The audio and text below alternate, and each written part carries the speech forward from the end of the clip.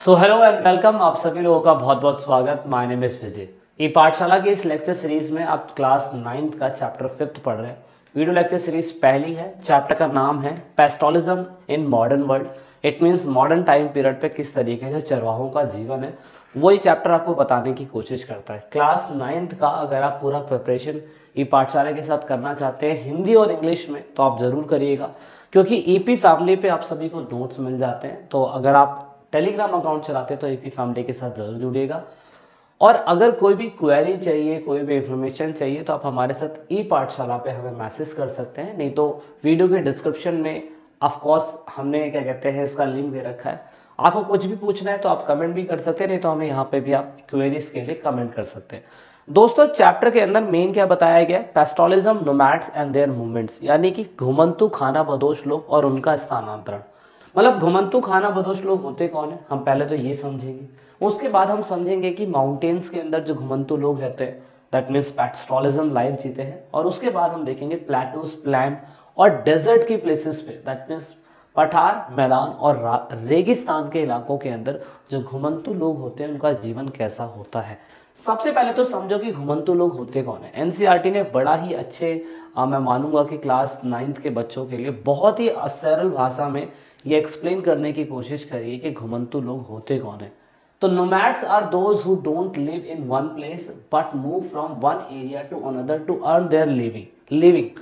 मतलब सिंपल शब्दों में बता रहा है एनसीईआरटी कि नोमैड्स, घुमंतु चरवाहे वो लोग होते हैं जो घूम घूम के एक प्लेस से दूसरे प्लेस पर अपने जीवन यापन करने के लिए चीजों को देखते रहते हैं, सरवाइव करने के लिए नई नई प्लेसेस ढूंढते रहते हैं। उन्हें हम क्या बोलते हैं? उन्हें हम अच्छी तरीके से घुमंतु लोग बोलते हैं, सिंपल शब्दों में।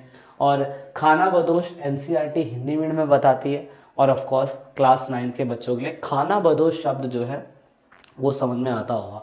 तो दोस्तों, यहाँ पे खाना बदोश वो लोग होते हैं जो एक जगह ही घूमते हैं, ऑफ कोर्स बहुत ज़्यादा मल्टी प्लेसेस पे जाते रहते हैं। और एक और चीज़ जरूर याद रखना, अपने साथ कुछ ना कुछ भेड़, बकरियां, फलाना ढिमकाना इनके पास होता है। यानी कि भारत के कई हिस्सों के अंदर घुमंतु लोग हैं जो पशुपालन करते हैं, बकरियों को, भेड़ों को, ऊँटों को, मवेशियों को, उनके झुंड के साथ एक दूसरे प्लेसेस पे हमें इन्हें घूमता हुआ देखने को मिलता है।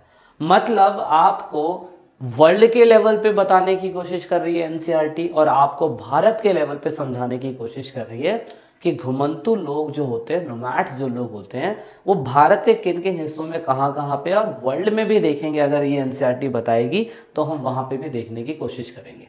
सबसे पहले बात करते हैं माउंटेन्स में, पहाड़ों में।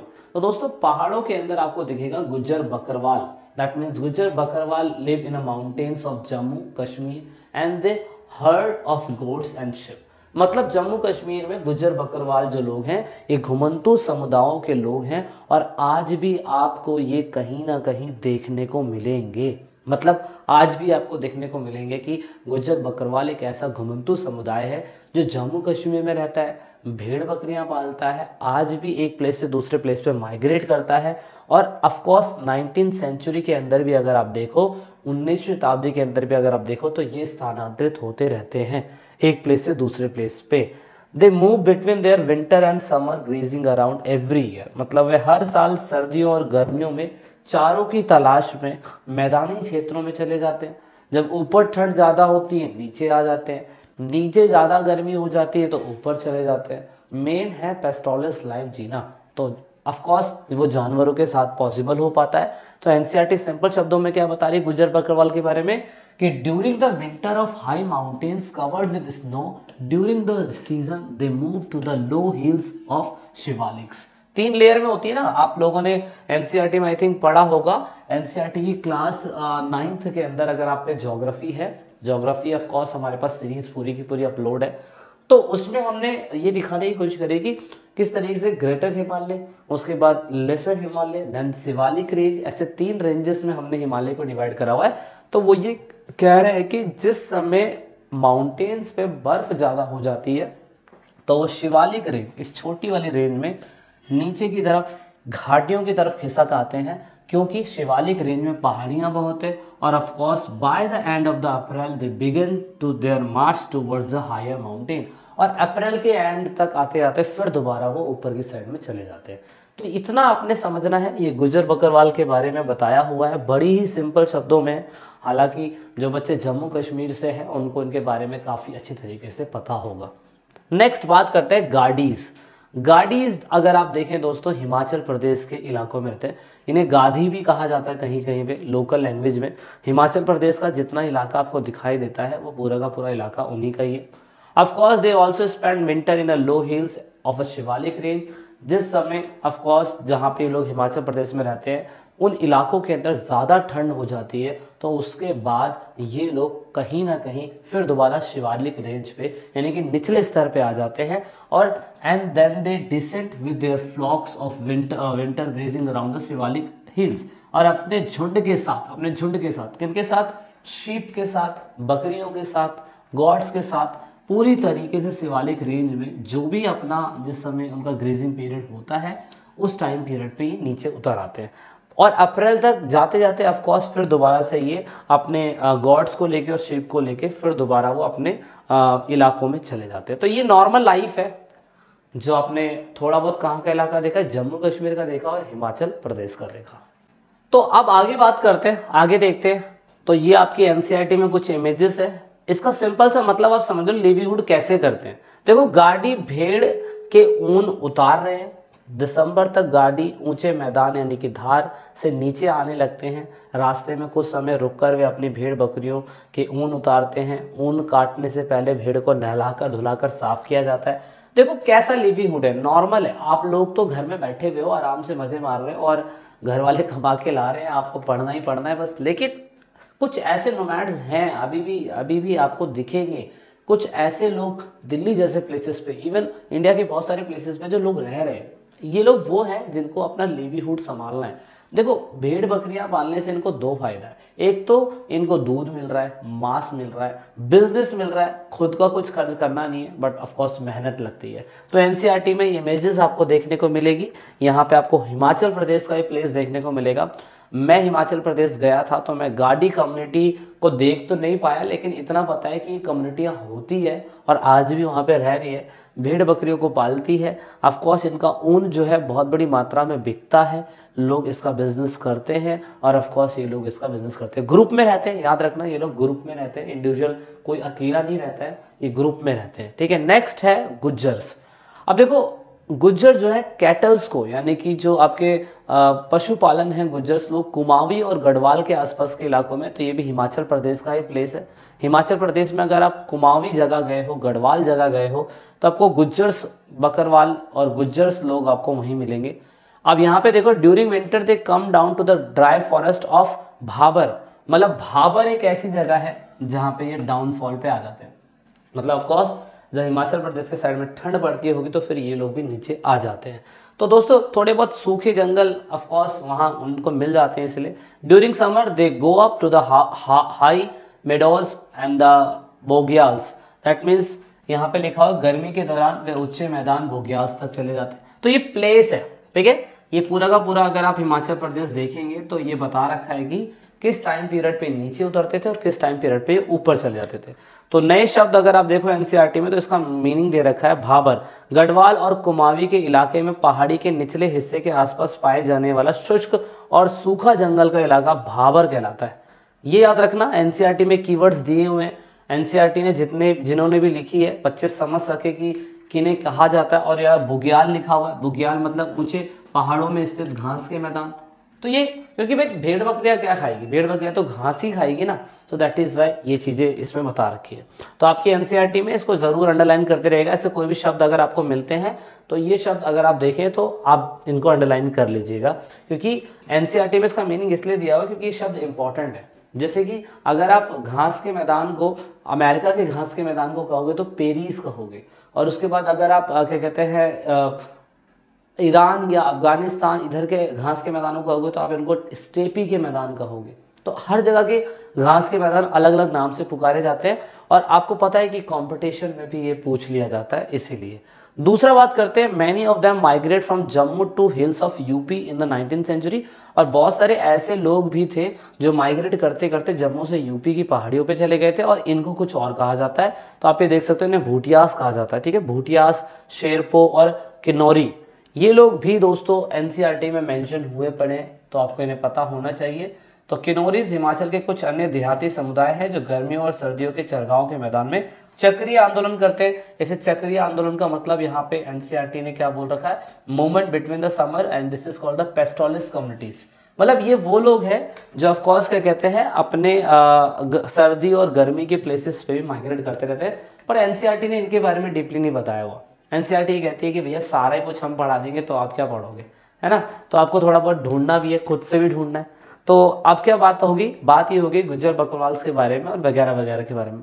अब बात करते हैं कि जो पठारी मैदान पे ये तो थे थोड़े हाई हील्स पे, हाई हील्स मतलब थोड़ा अपर साइड में, नॉर्थ के अपर पार्ट में थे। लेकिन कुछ ऐसे कम्युनिटीज भी हैं जो ऑफकोर्स आपको निचले लेवल पे, लो स्तर पे, नीचे प्लेसेस पे या थोड़ा प्लेन सरफेस पे मिलेंगे, और तो थोड़े से हाइट पे जो प्लेटूज होते हैं उन पे मिलेंगे।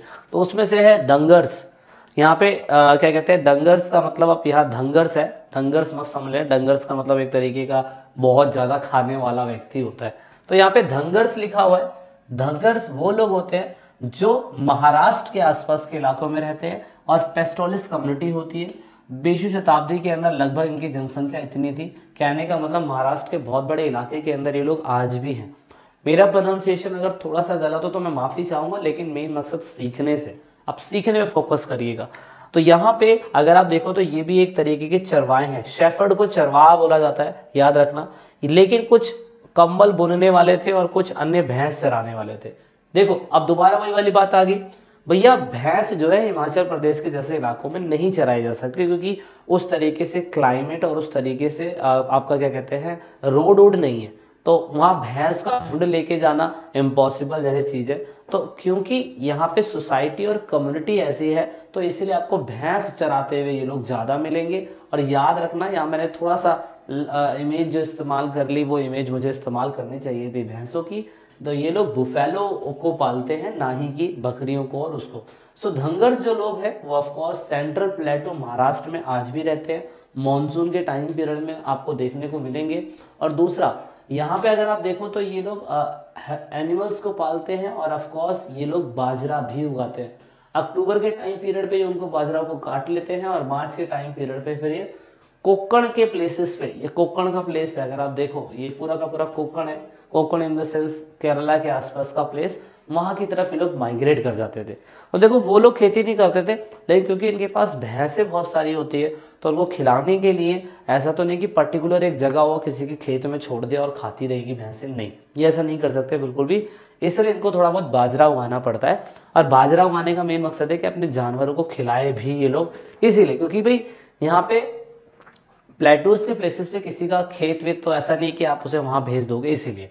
तो after the March about a month they reach to the Konkan. This was flourish agriculture tracks with high rainfall and rich soil. ये वहां की साइड पे इसलिए जाते हैं क्योंकि वहां पे इनको ऑफकोर्स खाने पीने की वस्तुएं, इनके भैंस को चराने के लिए, और दूसरी बात ये कि इन लोगों के लिए जो मतलब जीवन यापन के लिए काफी सेफेस्ट माना जाता है वहां पे, इसलिए लोग वहां पे चले जाते हैं। तो आप देख सकते हो कोकड़ी किसानों ने चावल की आपूर्ति भी की, जिससे चरवाहा वापस पठार पर ले जाए जहां अनाज दुर्बल था। मानसून की शुरुआत के आते आते धंगर कोकण और तटीय क्षेत्रों में अपने झुंड के साथ छोड़कर सूखे पठार और अपनी बस्तियां लौट जाते हैं। तो ये टाइम पीरियड है, याद रखिएगा, जिंदगी का दस्तूर यही है, जहाँ ज़रूरत होगा वहाँ की तरफ आपको अट्रैक्ट मिलेगा, आप जाओगे, जहाँ उसकी ज़रूरत ख़त्म होगी फिर आप वहाँ से वापस आ जाओगे। तो दोस्तों यहाँ पे सेम धंगर्स भी यही कर रहे हैं, लेकिन बस मैच करने के लिए अगर आए तो आप बता दीजिएगा जी वो ये वो क्या कहते हैं ये पालते थे, वो ये पालते थे। उसके बाद अब अगर नेक्स्ट घुमंतूस की बात करें, घुमंतू लोगों की बात करें, तो गुल्लोल्स जो है वो कर्नाटक और आंध्र प्रदेश के पठारों में रहते हैं, और गुल्लोल्स भी आप देख सकते हैं। दूसरा यहाँ पे एक और दे रखा है इन लोगों ने, कुमाऊं और कुर्बू कुर्बू लिखा हुआ है, वो कर्नाटक आंध्र प्रदेश के आसपास रहते हैं। ये भेड़ और बकरियां ऑफकोर्स इनको पालते हैं, और आप देखेंगे कि ये भेड़ और बकरियां जो है कंबल बेचने के लिए ऑफकोर्स ये लोग पाला करते हैं। तो ये कम्युनिटी आज भी देखने को मिलती है। वे जंगल के पास रहते हैं, ज़मीन के छोटे से हिस्से पे खेती करते हैं, और ऑफकोर्स ये अपने ही नॉर्मल जो छोटे मोटे व्यापार बिजनेस होते हैं उनमें बिजी रहते हैं।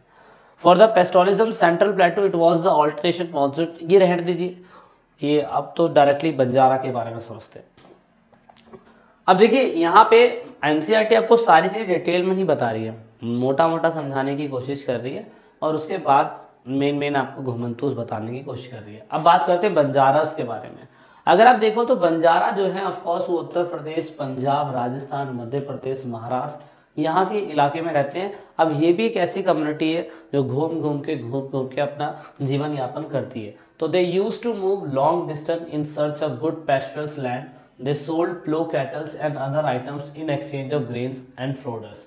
मतलब चारे के लिए ये ऑफकोर्स मवेशियों को बेच दिया करते हैं, अच्छे चारे की तलाश में लंबी दूरी तय करते हैं, उन्हें अनाज और चारों के बदले मवेशी और अन्य सामान बेचने पड़ते हैं। नॉर्मल इतना आपने समझना है। ये चीज़ इंपॉर्टेंट इसीलिए है क्योंकि कहीं ना कहीं अगर आप देखो तो ये बंजारा उत्तर प्रदेश, ये आपको रियल लाइफ में बहुत जगह देखने को मिल जाएंगे बंजारास। नेक्स्ट है राजस्थान के अंदर, अगर आपको देखो तो ऊंट पालने वाले यहाँ पे लोग हैं और इनको रायक कहते हैं। रायक जो है राजस्थान के रेगिस्तानी इलाकों में रहते हैं। मानसून के दौरान ये बामेर, जैसलमेर, जोधपुर, बीकानेर इधर के इलाकों में आ जाते हैं और ऑफकोर्स यहाँ पे इनको खाने पीने की वस्तुएं मिल जाती है।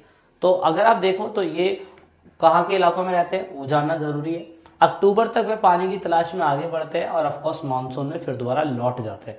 तो आपको कुछ एनसीईआरटी के अंदर ये इमेजेस देखने को मिलेगी। बहुत बड़े लेवल पर ऊँट पाल रहे हैं ये लोग, आप देख सकते हो ऊँट पालते हैं। पश्चिमी राजस्थान में बतौलरा स्थित ऊँट मेला, ये ऊँट मेला है। ऊँट पालक या ऊँटों की खरीद फरोख्त के लिए आते हैं। मेले में मारू राइका और ऊँट के परीक्षण में अपनी महारत का भी प्रदर्शन करते हैं। इस मेले में गुजरात से भी घोड़े लाए जाते हैं। तो ये बताने की कोशिश कर रहे हैं कि मारू जो कम्युनिटी है अ ग्रुप ऑफ मतलब ग्रुप घोड़ों को ऊँटों को पालने वाले लोगों का ग्रुप जो होता है उसको ये लोग मारू के नाम से पुकार रहे हैं। और ऑफकोर्स यहाँ पे ऊँट और अन्य भेड़ बकरियां भी पाले जाते हैं। नॉर्मल आपने क्या समझा? नॉर्मल आपने ही समझा कि एनसीईआरटी हमें सिंपल शब्दों में ये बता रही है कि कहीं ना कहीं जो आपके नोमैड्स लोग होते हैं, नोमैड्स जो घूम घूम के चीज़ें अपना लिवलीहुड संभाल रहे हैं, तो हिमाचल प्रदेश अलग है, कर्नाटका अलग है, उसके बाद आंध्र प्रदेश अलग है, राजस्थान अलग है, यूपी पंजाब अलग है। बेसिकली इस पार्ट में हमने ये सीखने की कोशिश करी है कि घुमंतू लोग हर क्लाइमेटिक कंडीशन के हिसाब से भेड़ बकरियां पालते हैं।